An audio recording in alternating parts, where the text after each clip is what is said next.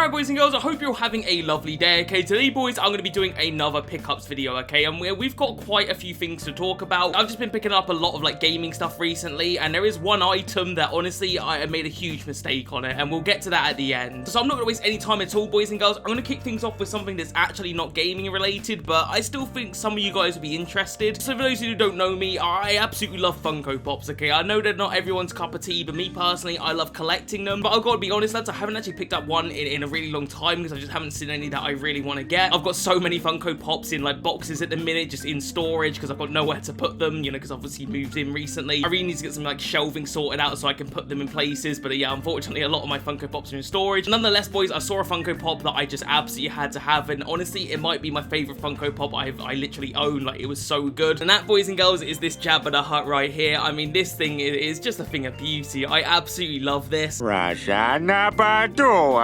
Nipple pinchy. And as soon as I saw it, I just knew I had to have it because I mean, it's just cool, right? It's just the coolest Funko Pop, and his head bobbles and shit. I just like it. Okay then, boys, let's get on to the gaming stuff again. We're gonna just start things off with something that's a little bit boring, but I might as well show you because I did pick it up recently, and that is a PlayStation magazine. Now, some of you guys might have keen eyes, but it's a little bit crumpled up, okay? And the reason for that, lads, is I bought this because I've wanted something to read when I was camping. I went camping like a couple weeks ago, but unfortunately, it didn't go well. There was a massive fucking windstorm, and our tent ended up getting destroyed, and it was just a complete disaster, okay? And that's why this is all crumpled up, because it ended up getting wet in the windstorm, and it was just rain, and it was a disaster. So I haven't actually had a chance to read this yet. Okay, next up, lads, we've actually got a strategy guide, okay? And that is going to be the Assassin's Creed 3 strategy guide, and it is a bulky little strategy guide. Now, I'm not gonna lie to you guys, I don't particularly need this strategy guide. Like, I've already beaten Assassin's Creed 3 before, and it's not a particularly difficult game. So yeah, really local to me, boys, there's like a second-hand bookstore, and I just decided to look in there, you know, just see what they had. I was just curious. I stumbled across this, and they only wanted like £1 for it, and I'm like, well, I don't need it, but I mean, for £1, I'm not gonna leave it behind. So yeah, if I ever play Assassin's Creed 3 again,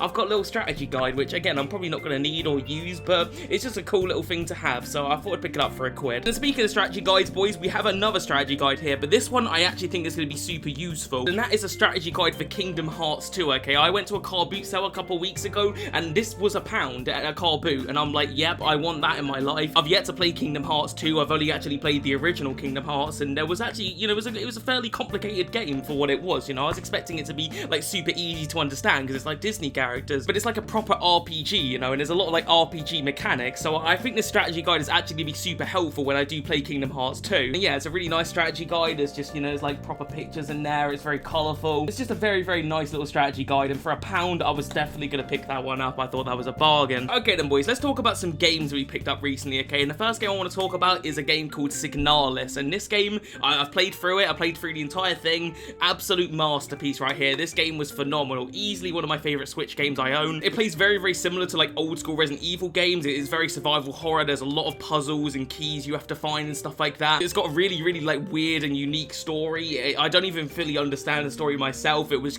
super confusing, you know, but I was absolutely fascinated by it, and I really loved the atmosphere of this game, and I just thought it was absolutely perfect. It was an amazing horror game. It's spooky. And one of the reasons I really like owning like physical Switch games is they usually come with like cool stuff, okay? And this came with a nice little lenticular picture, which I just thought was cool. So yeah, I was really glad to pick this one up. I think it cost me like 20 odd quid. And yeah, I just absolutely loved it, and I definitely want to play through it again at some point because I just thought it was a masterpiece. Okay then, boys, another game I picked up recently, okay, and this is not going to be a super exciting one for you guys. It's going to be Hot Wheels Stunt Challenge. I picked this one up because I saw it in CEX, and I used to have this as a kid. It was my older brother that actually had this, and I'm pretty sure he sold it to me, or maybe we did a trade or something like that. So I remember owning this as a kid, and I remember really enjoying it. So yeah, at some point I will definitely properly like play it, and hopefully it's as good as I remember as a kid. Okay, boys, next up we've got another PS2 game, okay, and that's going to be Sniper Elite, the original.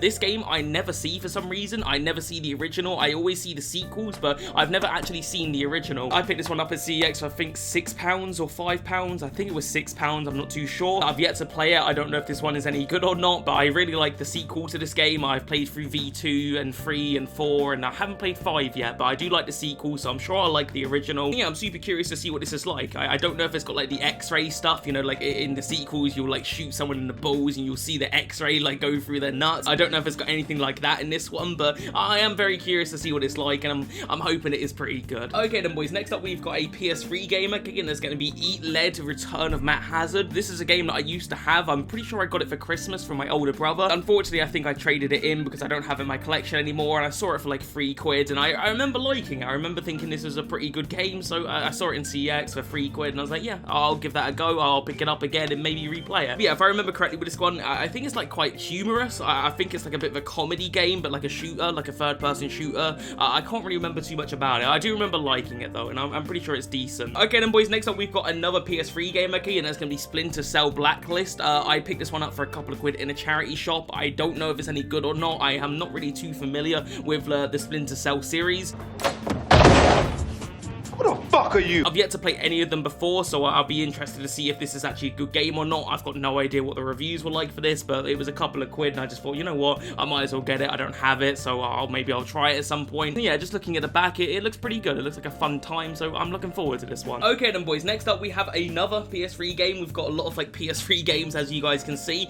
This one I'm really excited to play, okay, and that's gonna be Burnout Paradise. I picked this one up at the car boot for a couple quid, and I really enjoyed Burnout 3. Honestly, it's like one of my favorite, if not my favorite racing games ever. Like, it's just so good. So I want to pick up some of the other Burnout games, okay? So I saw this one for cheap, and I was like, yep, I definitely want to add that to my collection. It's a little bit sun faded on the side. I don't know if you guys can see that, which is kind of annoying, but it's not too bad. But yeah, it was only a couple quid, and I thought, why the hell not? And I don't know if it's going to be as good as Burnout 3, but I'm hoping it's at least close to as good as Burnout 3. But, you know, they are heavy shoes to fill, because Burnout 3 is literally perfect. Okay then, boys, moving on to a modern game, okay? We've got another Switch game, okay? And that's going to be Bayonetta 3. I played through this recently. I just finished it a couple days ago. I really enjoyed it. I thought it was a great game. I picked this one up at Game because they were having a bit of a sale. I think it was like 20% off in there, which is actually quite good. They just had like a big shelf of like pre-owned games, and yeah, they were all 20% off, and I saw this in there. I was like, yeah, I'm gonna grab that because I haven't played it yet. And funnily enough, someone had traded in a brand new copy of it. Like, it was still sealed, so I basically got the brand new version as a pre-owned plus 20% off. So this only ended up costing me like 20 quid, which I thought was a bargain. Yeah, overall, boys, I thought it was absolutely fantastic. Was it as good as Bayonetta 2? For me personally, I think Bayonetta 2 is the peak of the series. I actually think maybe even Bayonetta 1 is slightly better than Bayonetta 3. I would maybe say this is the weakest of the trilogy, but it doesn't mean it's a bad game, boys and girls. It's still really good, but I just felt like in Bayonetta 3 it went maybe a little bit over the top at times. Like, I mean, it is an over the top series, but I just think it took it a little bit too far sometimes. But yeah, I still enjoyed it very much, boys and girls. It's very fun. I would definitely recommend it if you like the Bayonetta series, and yeah, it's still a very good game that I'm glad I picked up. Okay then, boys, we've got some more car boot pickups here. Okay, we've got 3 PS4 games right here. We've got Thief here, we've got Dishonored, Death of the Outsider, and we've got Sniper Elite 3. When I was at the car boot, there was like a reseller there, and normally resellers, they you know, overcharge for their games, but I managed to find these 3 for actually reasonable prices. He had this one listed up as £3, he had this one listed up as £5, and then this one was 3 quid. Altogether, that was 11 quid. I asked him, would you do 3 for a tenner? He said yes. Sometimes my genius it's almost frightening. So I ended up getting all 3 of them for a pretty good deal. I think those 2 are pretty cheap games anyway. I think I got them at basically market value, but this one was an absolute bargain. This one was 3 quid, and normally it's like £8 at CEX, and the reason I think it was so cheap is because it's actually the American copy of it, but that doesn't really matter to me because, I mean, you can literally play American games on the PS4, so, I mean, there's no reason why I wouldn't want to own it. But yeah, in my opinion, it was a really good find because I really like Sniper Elite 3. I played it before, like I said, and I did very much enjoy it. I unfortunately traded it in, but I'm glad to have it back in the collection, especially at only £3. I think that's an absolute bargain. Okay then, boys, we've come towards the end of the pickups vid. Okay, this is the second to last item that I've got, and this is actually a console that I've got here, which you don't see too often on my pickups videos. I don't often buy consoles, but I did pick one up very recently, okay, and that's going to be the PS1 Slim. And the reason I picked up a PS1 Slim, lads, is I don't actually own a PS1. I normally play my PS1 games on the PS2. However, lads, if you've been watching my videos recently, you'll know that I was talking talking about like PS1 games, okay, and I was talking about a game called Fear Effect, okay, and that game, absolutely fantastic, I love it, but unfortunately, that game just wasn't working. I was playing through disc 1 and I had no problems, and then it asked me to insert disc 2, and then disc 2 just didn't work for some reason, so I basically had to stop playing it. But there was a sneaky suspicion in my head that there was nothing wrong with disc 2, and it actually might be a problem with the PS2 itself. I don't know why, I just had like a gut feeling that was the case. I just had a feeling there was nothing wrong with disc 2, because I mean, there was no scratches on it, you know, I just felt it was odd.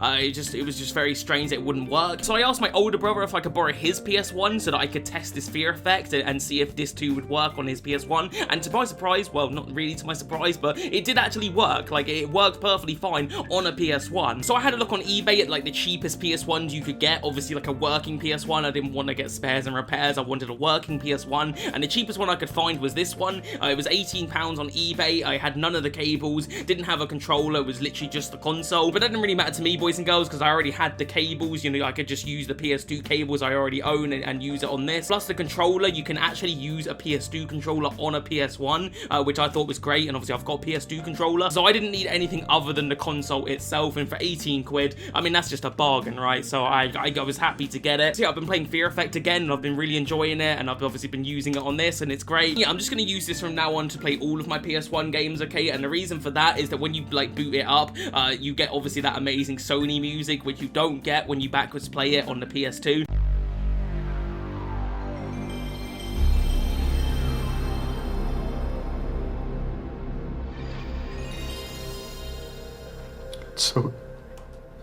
So beautiful. Okay then, boys, the final pickup of today's episode was meant to be really special. I was so excited to show you guys what I picked up today. Unfortunately though, it's been a massive mistake and an epic fail. Without further ado, let's show you what we picked up, okay?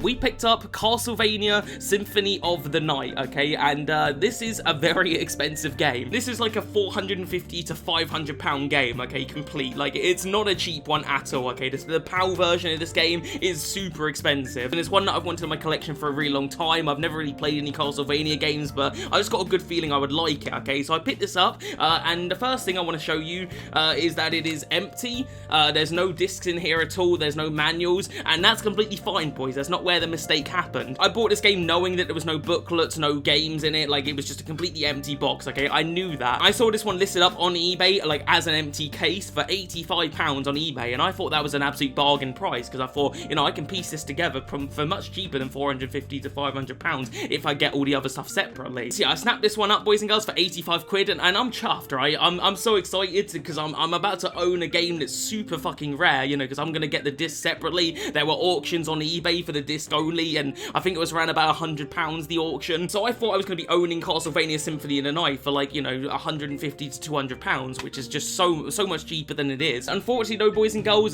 this isn't real. This is a reproduction of the game. It wasn't listed as a reproduction on eBay. It's a really good reproduction. It's not obvious when you first look at it that it's a reproduction, but once you like look at it in closer detail, you can see that it is fake. I wanted to obviously verify to see if it was real when I purchased it, and I got it out, and immediately it just kind of doesn't feel like the real thing. It's got a bit of a glossy feel to it. And on top of that, it just kind of smells like a copy. Like, it doesn't smell like it's the original artwork. I don't know if that makes sense. You guys are pretty Michelle. Why the fuck are you smelling artwork? But it does have a bit of a smell to it when you buy original artwork. This one doesn't. It smells like a recent print, and unfortunately it doesn't really show up well on camera because of like the lighting and everything, but when you see it in person, you can see that the colors just aren't correct. And the biggest telltale sign that this was a fake was the color of the actual like paper. Obviously this game was made in like 1997. There should be some yellowing here, but this is completely spotless. Like, it is pure white, and it definitely shouldn't be. So I was like, okay, unfortunately I've been duped here, and it is a fake. Thankfully though, I contacted the seller on eBay to tell him that it was a fake, and I managed to get my refund, which was nice. You know, I didn't have any problems there. But nonetheless, boys, I was super disappointed because I was so excited to own this game. I thought I'm gonna have a legit copy of Castlevania. I'm gonna piece it all together. It's gonna be great. But unfortunately, it was just too good to be true, boys and girls. I was a little bit upset by that. My disappointment is immeasurable, and my day is ruined. So I ended up losing the auction for the disc-only version of this game. I think it ended up selling at 120 quid, which was in my opinion, a bargain. So yeah, I was a little bit gutted, boys, because I could have owned this game for probably about 200 to 300 pounds at most and save myself a couple £100, which would have been fucking great. But sadly, it was just not to be, boys. But you know, it happens sometimes, and it is what it is. Hopefully, I'll get this game in the future, but I just don't want to pay 500 quid for it. It's just a little bit too much for me. I ain't got that money to throw around. And a couple of £100,